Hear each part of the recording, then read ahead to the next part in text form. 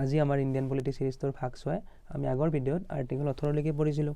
আজি আমি আৰ্টিকল 19 পৰা ষ্টাৰ্ট কৰিম। ঠিক আছে, আমি আগৰখিনি অলপ ৰিভাইজ কৰিলোঁ। আজি ষ্টাৰ্ট কৰাৰ আগতে আমি সংবিধানৰ ভাগ 3 পঢ়িছিলোঁ। ভাগ 3ত কিহৰ বিষয়ে আছিল? আমাৰ ফাণ্ডামেণ্টেল ৰাইট বা মৌলিক অধিকাৰসমূহৰ বিষয়ে আছিল।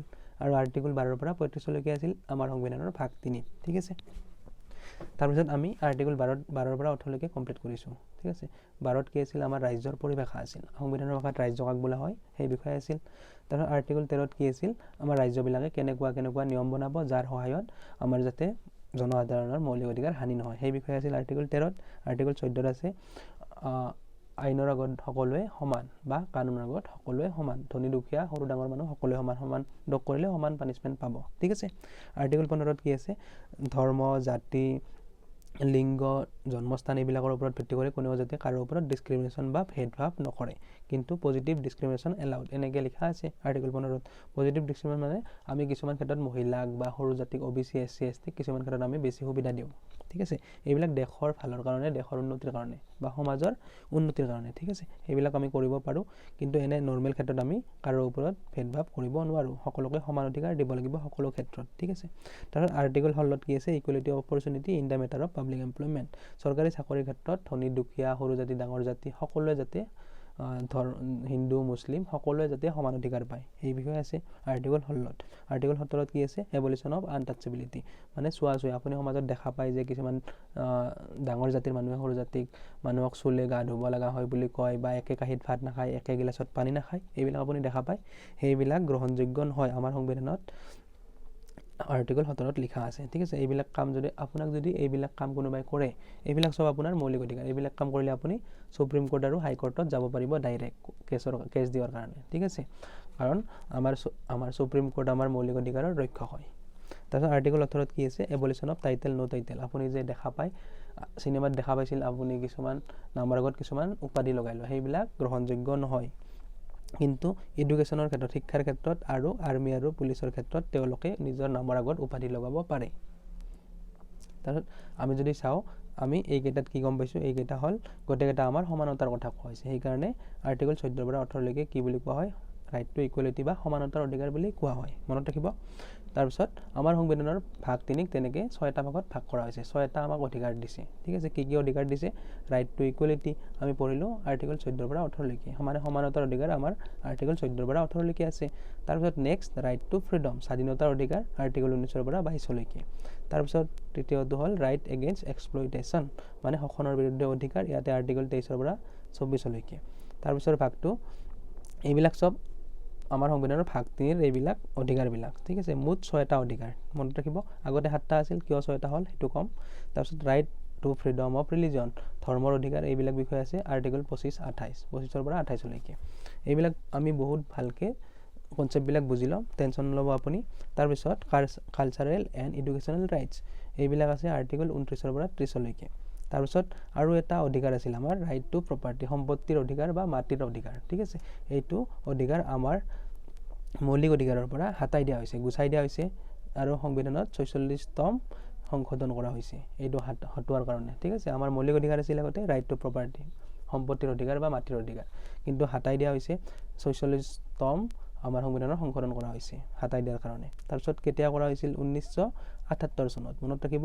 আৰু এইটো কাম কেতিয়া কৰা হৈছে, কাৰ সময়ত? সেই সময়ত প্ৰধানমন্ত্ৰী আছিল মোৰাৰজী দেশাই, মনত ৰাখিব। আৰু এইটো আমাৰ যে আমাৰ মৌলিক অধিকাৰৰ পৰা হাতাই দিয়া হৈছে, এইটো হাতাই দি কিনে এইটো আমাৰ লিগেল বা কানুনী অধিকাৰত জোৰ লগাই দিয়া হৈছে। ঠিক আছে, কানুনী অধিকাৰ কিমানত আমি পাম? আইনী অধিকাৰ আৰ্টিকল 308 পাম আমি। ঠিক আছে, তাতে আমি ভালকৈ পঢ়িলে পিছত গম পাম কি হয়। আমাৰ এইটো সম্পত্তিৰ অধিকাৰটো কিয় হাতাই দিয়া হ'ল? যেতিয়া চৰকাৰে কিছুমান ক্ষেত্ৰত প্ৰব্লেম পালে, যেনেকৈ ৰেল লাইন বনাব লগা হ'ল, বা নেশ্যনেল হাইৱে বনাব লগা হ'ল, বা চৰকাৰী কিবা অনুষ্ঠান পাতিব লগা হ'ল, চৰকাৰী কিবা অৰ্গেনাইজেশ্যন বনাব লগা হ'ল, সেই ক্ষেত্ৰত মানুহবিলাকে কিছুমান মানুহে কৈছিল যে আমাৰ এইটো মৌলিক অধিকাৰ, আমাৰ মৌলিক অধিকাৰ আপুনি জানেই মৌলিক অধিকাৰ চৰকাৰেও কাঢ়ি নিব নোৱাৰে আৰু কোনো মানুহেও কাঢ়ি নিব নোৱাৰে আপোনাৰ পৰা। চৰকাৰী অধিকাৰ হয়, আমি আপোনাক মাতি নিদিওঁ। ঠিক আছে, সেই ক্ষেত্ৰত চৰকাৰে বহুত প্ৰব্লেম হ'ল, ৰেল লাইন নিব নোৱাৰা হ'ল, চৰকাৰী কিবা স্কুল কলেজ খুলিব নোৱাৰা হ'ল, কিছুমান ঠাইত মানুহে মাতি এৰি নিদিয়া হ'ল, কাৰণ এইটো মৌলিক অধিকাৰ আছিল। সেই ক্ষেত্ৰত চৰকাৰে কি কৰিলে? এই অধিকাৰটো হাতাই দিলে, গুচাই দিলে মৌলিক অধিকাৰৰ পৰা, আৰু এইটো আমাৰ কানুনী অধিকাৰ হৈ গ'ল সিদিনাৰ পৰা। ঠিক আছে, 1978 চনৰ পৰা। তাৰপিছত ৰাইট টু কনষ্টিটিউচনেল ৰিমেডিজ, মানে 1, 2, 3, 4, 5, 6টা। এতিয়া আমাৰ সংবিধানৰ ভাগ 3ত কেইটা অধিকাৰ আছে? 6টা অধিকাৰৰ বিষয়ে লিখা আছে। আমি প্ৰথম ৰাইট টু ইকুৱেলিটি বা সমানতাৰ অধিকাৰবিলাক পঢ়িলোঁ অলৰেডি, আৰ্টিকল 14 পৰা 18লৈকে। আজি আমি আৰ্টিকল 19 পৰা ষ্টাৰ্ট কৰিম, মানে ৰাইট টু ফ্ৰীডমৰ পৰা ষ্টাৰ্ট কৰিম, স্বাধীনতাৰ অধিকাৰৰ পৰা ষ্টাৰ্ট কৰিম। স্বাধীনতাৰ অধিকাৰটো যি আছে সেইটো আৰ্টিকল 19 পৰা 22লৈকে আছে, ঠিক আছে। স্বাধীনতা বা স্বতন্ত্ৰৰ অধিকাৰ, আৰু এই অধিকাৰটোৱে আমাক অধিকাৰ গেৰাণ্টি দিয়ে। চিটিজেনবিলাক মানে নাগৰিকবিলাকক কিছুমান অধিকাৰ গেৰাণ্টি দিয়ে। কিহৰ কাৰণে গেৰাণ্টি দিয়ে? এটা আমাৰ সন্মানপূৰ্বক জীৱন যাপন কৰাৰ কাৰণে তেওঁলোকে অধিকাৰবিলাক দিয়ে, ঠিক আছে। আমাৰ সংবিধানে অধিকাৰবিলাক দিয়ে, তেওঁলোকে নহয়, আমাৰ সংবিধানে, ঠিক আছে। এতিয়া আমি আৰ্টিকল 19 পৰা ষ্টাৰ্ট কৰিম। আমাৰ স্বতন্ত্ৰ বা স্বাধীনতাৰ অধিকাৰসমূহ আৰ্টিকল 19 পৰা আছে। 19 পৰা আমি ষ্টাৰ্ট কৰিম। আৰ্টিকল 19ত কি লিখা আছে? It গেৰাণ্টিজ 6 right. আৰ্টিকল 19 আমাক 6টা অধিকাৰ গেৰাণ্টি দিয়ে, ঠিক আছে। কি 6টা অধিকাৰ গেৰাণ্টি দিয়ে এতিয়া আমি ভালকৈ পঢ়িম, আপোনালোকে মনোযোগ দিয়ক। আৰ্টিকল 19ক আমাৰ সংবিধানৰ বেকবোনক কি কোৱা হয়? ৰাজহাড় বুলি কোৱা হয়। মনত ৰাখিব, কিয় কোৱা হয় আপুনি পঢ়িলে গম পাব কিমান ভাল আমাক অধিকাৰ দিছে। এতিয়া প্ৰথম আপোনাক বুজাৰ কাৰণে ক'ম, ঠিক আছে। আপুনি প্ৰথমতে বুজি লওক। প্ৰথম কথাটো হ'ল freedom of speech and expression, কথা কোৱাৰ অধিকাৰ। তাৰপিছত মনৰ ভাৱ প্ৰকাশ কৰা বা মনৰ বিচাৰ বা মনৰ ইচ্ছা প্ৰকাশ কৰাৰ অধিকাৰ, এইটো প্ৰথমতে দিছে। তাৰপিছত কি দিছে? আপোনাৰ মনৰ ভাৱ প্ৰকাশ কৰিলে, তাৰপিছত আপোনাক মানুহে ভাল পোৱা হ'ল, তাৰপিছত আপোনাৰ লগত মিটিং কৰিব চেষ্টা কৰিলে, আপোনাৰ লগত কোনোবাই মিটিঙত বহিব চেষ্টা কৰিলে বা মিটিং কৰিব খুজিলে, তেতিয়া আপুনি তেওঁলোকৰ লগত বহুত মানুহৰ লগত একেলগে বহি মিটিং কৰিব পাৰিব। তাৰপিছত এইটো মানে একগোট হৈ কিনে মিটিং কৰাৰ অধিকাৰ আমাক 2 নম্বৰত দিছে আৰ্টিকল 19ৰ, ঠিক আছে। 2 নম্বৰ অধিকাৰটো হ'ল আমি এছেম্বল হ'ব পাৰোঁ, এঠাইত লগ হৈ কিনে মিটিং কৰিব পাৰোঁ বা প্ৰচেছন কৰিব পাৰোঁ। এই অধিকাৰটো দিছে। তাৰপিছত 3 নম্বৰটো, মিটিং কৰিলোঁ আমি, মিটিং কৰি আমাৰ ভাল লাগিল, বহুত মানুহৰ একেলগে, আমাৰ মন গ'ল এটা সংস্থা বা সংঘ এটা খোলা, আমি সংঘ এটা খুলিলোঁ। মানে এছ'চিয়েশ্যন, সংস্থা, ইউনিয়ন, সংঘ, কোঅপাৰেটিভ ছ'চাইটি। কোঅপাৰেটিভ ছ'চাইটি মানে এনেকুৱা কিছুমান সংস্থাই হয় যিয়ে সমাজৰ কল্যাণৰ কাৰণে কাম কৰে, বা সেই কোঅপাৰেটিভ ছ'চাইটিটোত যিবিলাক সদস্য আছে তেওঁলোকৰ কল্যাণৰ কাৰণে কাম কৰে। তাৰমানে এইবিলাক প্ৰথমতে আমাক ক'লে যে কথা পতাৰ অধিকাৰ আছে, কথা কোৱাৰ অধিকাৰ আছে, মনৰ ভাৱ প্ৰকাশ কৰাৰ অধিকাৰ আছে। আমি মনৰ ভাৱ কৰিলোঁ, তেতিয়া আমাৰ লগত মানুহে মিটিং কৰিব ইচ্ছা কৰিলে, মিটিং কৰিলোঁ, মিটিং কৰাৰ অধিকাৰ পালোঁ। এছেম্বল মানে এঠাইত লগ হোৱা। তাৰপিছত মিটিং কৰি ভাল লাগিল, আমাক ক'লে যে আপোনালোকে সংগঠন খুলিব পাৰিব। সংগঠন খোলাৰ অধিকাৰ পাই গ'লোঁ আমি ইয়াতে 3 নম্বৰত।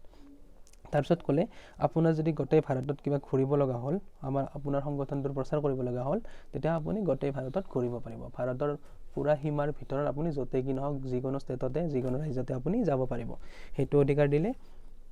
ফ্ৰীলি মুভ, মানে আপুনি ভাৰতৰ য'তেই কি নহওক আপুনি ফ্ৰীলি মানে মুক্ত মনেৰে, মুক্তভাৱে আপুনি ঘূৰিব পাৰিব, ঠিক আছে। তাৰপিছত ক'লে আপুনি ভাৰতৰ য'তে ত'তে আপুনি ঘূৰি থাকোঁতে আপোনাৰ ক'ৰবাত থাকিব ইচ্ছা গ'ল, কিছুমান ঠাই ভাল লাগিল বা ক'ৰবাত কিবা আপুনি বিজনেছ আৰম্ভ কৰিব মন কৰিলে, তেতিয়াহ'লে আপুনি তাতে পাৰ্মানেণ্ট হওক বা আপুনি টেম্পৰাৰী কেইদিনমানৰ কাৰণে আপুনি থাকিব পাৰিব। সেইটো অধিকাৰ দিলে আমাৰ সংবিধানে। মানে ৰিচাইড মানে হৈছে টেম্পৰাৰী, কিছুদিনৰ কাৰণে থাকা, আৰু চেটেল মানে হৈছে পাৰ্মানেণ্টলি আপুনি তাতে মাটি কিনি ঘৰ বনাই থাকিলে, ঠিক আছে। সেইটো হ'ল চেটেল, মানে চেটেল আৰু ৰিচাইড কৰাৰ অধিকাৰ দিলে আপোনাক সংবিধানে।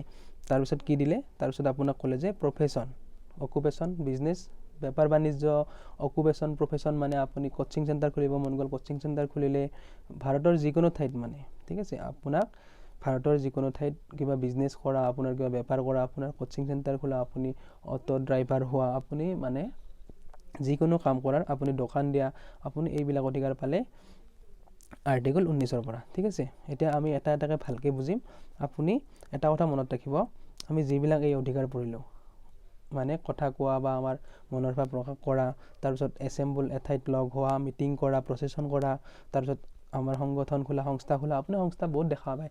অল আছাম ষ্টুডেণ্ট ইউনিয়ন, সেইটো এটা সংঘ হয়, ঠিক আছে। ছাত্ৰ সন্থা হৈ গ'ল, আমাৰ পলিটিকেল পাৰ্টিবিলাকো এটা পাৰ্টি হয়, দল হয়, এইবিলাকৰ অধিকাৰ আমি আৰ্টিকল 19তে পাওঁ, মনত ৰাখিব। তাৰপিছত ফ্ৰীলি মুভ, আমি ভাৰতৰ চাৰিওফালে আমি ঘূৰিব পাৰোঁ, যিকোনো ৰাজ্যতে আমি ঘূৰিব পাৰোঁ, ঠিক আছে। তাৰপিছত ৰিচাইড, ক'ৰবাত মন গ'ল থাকিব পাৰোঁ, ক'ৰবাত মন গ'ল ঘৰ মাটি কিনি পাৰ্মানেণ্ট চেটেল হৈ গ'লোঁ, আমি থাকি গ'লোঁ, সেইটো অধিকাৰো দিয়ে। আৰু ক'ৰবাত থাকি কিনে আপোনাৰ বিজনেছ কৰিব মন গ'ল, আপুনি কোচিং চেণ্টাৰ কৰিব মন গ'ল, দোকান দিব মন গ'ল, গাড়ী চলাব মন গ'ল, মানে পইচাৰ কাৰণে আপুনি যিকোনো কাম, অকুপেশ্যন আপুনি কৰিব পাৰিব, মনত ৰাখিব। তাৰপিছত এই গোটেইকেইটা যে অধিকাৰ আমাক দিলে আৰ্টিকল 19, সেই গোটেইকেইটাৰ ক্ষেত্ৰত এটা কথা মনত ৰাখিব, এই পইণ্টকেইটা দেশৰ যাতে একতা অখণ্ডতা আপুনি ৰক্ষা কৰি চলে, মানে আপোনাক কথা কোৱাৰ অধিকাৰ দিছে, সেই বুলি আপুনি দেশৰ বিৰুদ্ধে যিকোনো ভাষণ দিব নোৱাৰে, মনত ৰাখিব। তাৰপিছত দেশৰ সুৰক্ষা আপুনি বজাই ৰাখিব লাগিব।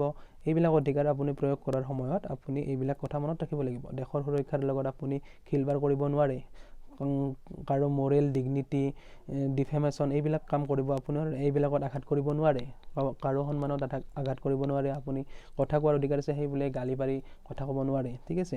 তাৰপিছত কোৰ্টৰ যদি কিবা অৰ্ডাৰ আছে, পাব্লিকৰ যদি কিবা অৰ্ডাৰ আছে, পাব্লিক অৰ্ডাৰ এইবিলাক আপুনি মানি চলিব লাগিব। আপোনাক যদি পাব্লিক অৰ্ডাৰ দিয়া আছে, এইখিনি ঠাইত আপুনি যাব নোৱাৰে, সেইখিনি ঠাইত আপুনি যদি কয় আমাৰ প্ৰচেছন কৰাৰ অধিকাৰ আছে, আমি চবতে যাব পাৰোঁ, সেইটো কথা নহয়, ঠিক আছে। এইবিলাক কাম আপুনি কৰিব নোৱাৰে। তাৰপিছত ইণ্টাৰনেশ্যনেল ৰিলেশ্যন, আন্তঃৰাষ্ট্ৰীয় সম্বন্ধ, ঠিক আছে। মানে বেলেগ দেশৰ প্ৰধানমন্ত্ৰী বা ৰাষ্ট্ৰপতি আমাৰ ভাৰতত ঘূৰিব আহিল, আপুনি কি কৰিলে, আপুনি যাই মুখত গালি পাৰি আহিলে, আপুনি কিবা কিবি বেয়া ব্যৱহাৰ কৰিলে, সেইটো আপুনি কাম কৰিব নোৱাৰে। আপোনাৰ কথা কোৱা অধিকাৰ আছে, সেই বুলি আপুনি তেওঁক বেয়াকৈ ক'ব নোৱাৰে। তেওঁক প্ৰচেছন কৰি বা মিটিং কৰি তেওঁৰ আগতে আপুনি বহি যাব নোৱাৰে, আপুনি তেওঁৰ আগতে ধৰ্ণা দিব নোৱাৰে, মনত ৰাখিব। এইবিলাক কাম কৰিলে আপোনাক পানিছমেণ্ট দিয়া হ'ব, ঠিক আছে। এইবিলাক কথা মনত ৰাখিব লাগিব আপোনাৰ এই মূল অধিকাৰকেইটা প্ৰয়োগ কৰাৰ সময়ত, ঠিক আছে। এতিয়া আমি এটা এটাকৈ ভালকৈ পঢ়িম, আপুনি বুজি পাব বঢ়িয়াকৈ।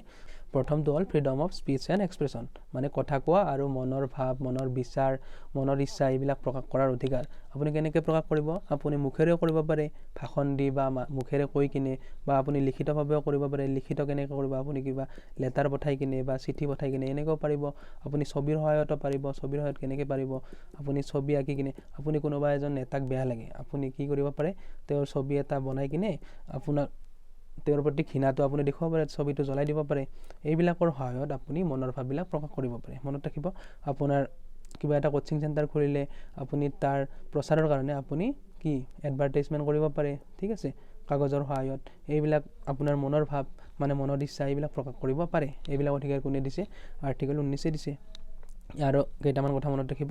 আমাৰ যে মিডিয়াবিলাকৰ অধিকাৰ আছে, মিডিয়াবিলাকে যাকে তাকে প্ৰশ্ন সুধিব পাৰে, যি টি ইনফৰমেশ্যন জানিব পাৰে মানুহৰ পৰা, সেইবিলাক অধিকাৰ আপোনাৰ ইয়াতে দিয়া হৈছে, ফ্ৰীডম অফ স্পীচ এণ্ড এক্সপ্ৰেছনৰ ভিতৰত, ঠিক আছে। তাৰপিছত আৰু এটা কথা ইম্পৰ্টেণ্ট ইয়াৰে, আপোনাৰ দুজন মানুহে আপুনি কথা পাতি আছে ফোনত, ঠিক আছে। তৃতীয় এজন মানুহে আপোনাৰ দুয়োৰে ফোন হেক কৰি কিনে কি কৰিলে, আপোনাৰ দুয়োৰে মাজত যি কথা বাৰ্তা হৈ আছে সেইবিলাক ৰেকৰ্ড কৰি শুনি আছে। এইটো কি বুলি কোৱা হয়? টেপিং, ঠিক আছে। আপোনাৰ ফোনত এনেকৈ টেপিং কোনেও কৰিব নোৱাৰে, আপোনাৰ এইটো এটা মৌলিক অধিকাৰ, ঠিক আছে। আপোনাৰ যে ফোনত কোনো এনেকৈ টেপিং কৰিব নোৱাৰে, সেইটো আপোনাৰ মৌলিক অধিকাৰ, ঠিক আছে।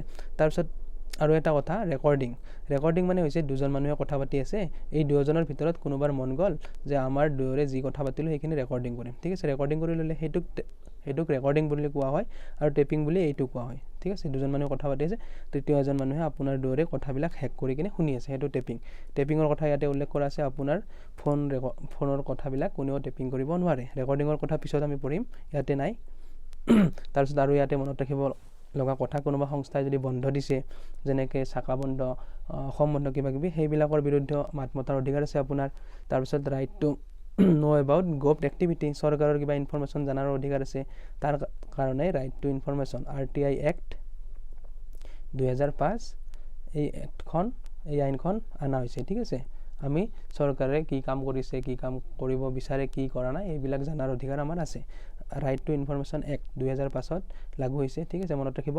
আৰু এইটো বস্তু ইয়াৰ পৰা আহিছে, ফ্ৰীডম অফ স্পীচ এণ্ড এক্সপ্ৰেছনৰ পৰা, ঠিক আছে। আৰু এটা অধিকাৰ আছে ইয়াতে, ফ্ৰীডম অফ চাইলেঞ্চ। আমি যে মৌনব্ৰত কৰোঁ, কোনোবাই মৰিলে আমি শোকসভা কৰোঁ, মানে চাইলেণ্ট বা মৌনব্ৰত পালন কৰাৰো অধিকাৰ আমাক দিয়ে সংবিধানে, মনত ৰাখিব। তাৰপিছত প্ৰি চেঞ্চৰশ্বিপ আপুনি কৰিব নোৱাৰে। নিউজ পেপাৰত আপুনি কিবা এটা ঘটনা হ'ব গৈছে, ধৰি লওক আপোনাৰ চিনেমা এখন ৰিলিজ হ'ব গৈ আছে, চিনেমাখন ৰিলিজ হোৱা নাই, আপুনি ঘটনাটো গোটেই জানে, আপুনি কি কৰিলে, নিউজ পেপাৰত দি দিলে তাৰে কাহানীটো। এইবিলাক কাম আপুনি কৰিব নোৱাৰে, মনত ৰাখিব। Freedom of speech and expression, এইবিলাক অধিকাৰ আছে, তথাপিও আপুনি এইবিলাক কিছুমান কাম কৰিব নোৱাৰে, মনত ৰাখিব। আৰু এই অধিকাৰটো কাক দিয়া হৈছে? আমাৰ ভাৰতৰ যিমানবিলাক নাগৰিক আছে বা আমাৰ ভাৰতৰ কোম্পানীবিলাকৰ যিবিলাক শ্বেয়াৰ হোল্ডাৰ আছে তেওঁলোকক দিয়া হৈছে, ঠিক আছে। এইবিলাক অধিকাৰ আমাৰ বিদেশী মানুহৰ কাৰণে নহয়, মনত ৰাখিব। বিদেশী মানুহ বা এটা ডাঙৰ কোম্পানী এইবিলাকৰ কাৰণে নহয়, মনত ৰাখিব। তাৰপিছত দ্বিতীয়টো হ'ল এছেম্বল মানে এঠাইত বহুত মানুহ লগ হোৱা, ঠিক আছে। ইয়াৰ ভিতৰতে আহে আমাৰ মিটিং কৰা, বা প্ৰচেছন কৰা এইবিলাক অধিকাৰ মনত ৰাখিব। ইয়াতে 3টামান পইণ্ট মনত ৰাখিব লগা। আমি এঠাইত লগ হ'লোঁ, মিটিং কৰিলোঁ বা প্ৰচেছন কৰিলোঁ, এই ক্ষেত্ৰত আমি কিছুমান কথা মনত ৰাখিব লাগিব। আমি শান্তিপূৰ্বকভাৱে কামখিনি কৰিব লাগিব। আমাৰ লগত কি থাকিব নোৱাৰে, আৰ্ম থাকিব নোৱাৰে বা উইদাউট আৰ্ম বুলি কোৱা হয়, মানে আমাৰ অস্ত্ৰ আমাৰ লগত থাকিব নোৱাৰে। ঠিক আছে, আপুনি কোনো জেগাত ষ্ট্ৰাইক কৰিব নোৱাৰে। ষ্ট্ৰাইক মানে হৈছে কোনোবা এটা সংস্থা বা কোনোবা এটা ধৰি লোৱা বেংকে আমাৰ লগত বেয়া কাম কৰিছে পাব্লিকৰ লগত, আমি কি কৰিলোঁ, বেংকত গৈ কিনে তালা লগাই দিলোঁ। ঠিক আছে, এইটো কাম আপুনি কৰিব নোৱাৰে, মানে সম্পূৰ্ণ বন্ধ কৰি দিব নোৱাৰে। আপুনি কি কৰিব পাৰিব, বেংকৰ আগত গৈ কিনে বা চাৰিওফালে গৈ কিনে ধৰ্ণা দিব পাৰিব, এইটো অধিকাৰ আমাক দিয়া আছে। ধৰ্ণা দিব পাৰিব, তেওঁলোকক কিছুমান দাবী কৰিব পাৰিব। ঠিক আছে, টেপিং মানে আপুনি ষ্ট্ৰাইক কৰিব নোৱাৰে, আপুনি কি কৰিব পাৰিব, পিকেটিং কৰিব পাৰিব। পিকেটিং মানে ধৰ্ণা দিয়া টাইপৰ, এইটো ইয়াতে দিয়া আছে। তাৰপিছত আপোনাৰ ডিষ্ট্ৰিক্ট মেজিষ্ট্ৰেট যে থাকে, DM বিলাক, তেওঁলোকৰ কিছুমান অধিকাৰ আছে। তেওঁলোকে আপোনাক কিবা ধৰ্ণা দিব গৈছে বা কিবা মিটিং কৰি আছে আপোনালোকক, সেই মিটিঙৰ পৰা আপোনাক হাতাই দিব পাৰে। ঠিক আছে, যদি কোনো মানুহৰ কিবা কামত যদি বা মৌলিক অধিকাৰত যদি বাধা হৈছে, কোনো বেলেগ মানুহৰ বা কিছুমান বেলেগ পাব্লিকৰ যদি আপোনাৰ স্বাস্থ্যৰ কাৰণে প্ৰব্লেম হৈছে, আপুনি ক'ৰবাত কোনোবা পলিটিকেল পাৰ্টিয়ে আপুনি মূৰ্তি জ্বলাই দিছে, ধোৱাৰ কাৰণে মানুহৰ প্ৰদূষণ হৈ কিনে মানুহৰ স্বাস্থ্যৰ কাৰণে বেয়া হৈ আছে।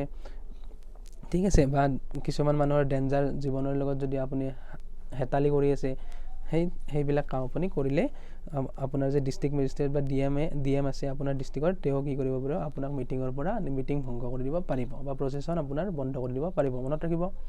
তাৰপিছত আৰু এটা কথা, চিম্পল কথা আছে, 5জন বা 5জনতকৈ বেছি মানুহ লগ লাগি যদি আপুনি কি হয়, কিছুমান যদি বেয়া কাম কৰে, লিগেল প্ৰচেছত বাধা দিয়ে চৰকাৰৰ। ঠিক আছে, কিছুমান যদি আপুনি